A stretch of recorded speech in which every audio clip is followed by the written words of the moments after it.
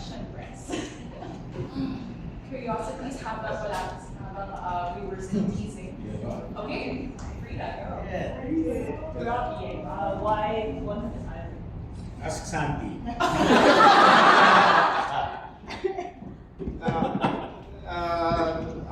I have no choice.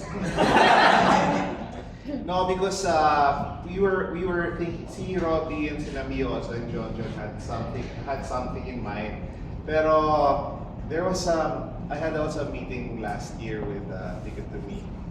That's the reason why they're partners with Once on This Island, and they were very excited to mount Ticket to Me. They were talking to me about it, and I said, you know what, I have the rights to that.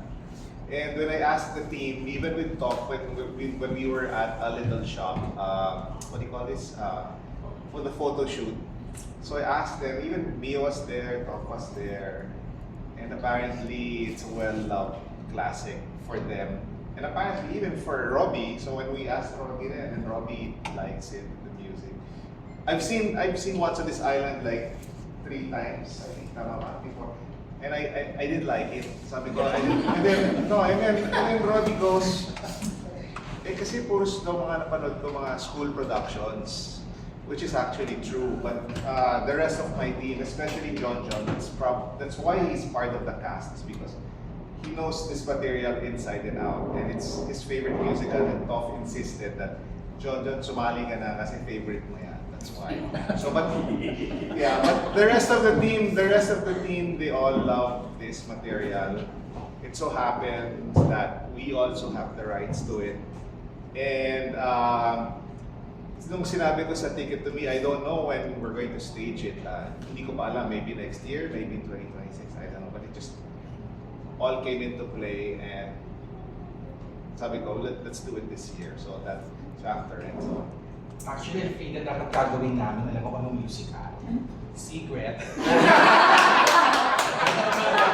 Yeah, we were supposed to do something else. We have to do dalawang musical dapat. Pero when this title came about, si Toph biglang nag-ano lang, si Mio, tapos si John, so sabi ko, everybody likes it pa, let's do once. The way John became a part of the cast was actually totally not planned. We were deliberating before a show of Bawat Bongga. We were all in circuit, and then we were deliberating, and then we decided to expand the cast because you can do it with the original 11, and then we decided to do it with 13, so that we have one swing of male and female each. And then eventually we decided, let's get 2, because we really wanted to highlight the dancing. So now it's a cast of 15 per show. With the alternates, there are a total of 21. And so we were throwing names for the chorus to add to the storytellers. And he was busy eating, and Toph just went to us and said, "Cast mo na si John. He wants to be a part of it." Uy, wala ka sabi. Exactly! Wala siya sinabi. So sabi ko, "But did he tell you?" No, but he wants to be a part of it. But he never said anything because we're very open, you know. I want to act. If I want to act, I'll just say I want to act on the show.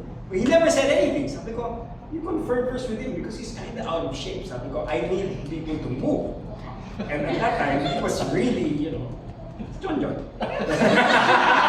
But anyway, so we deliberated with him not in mind.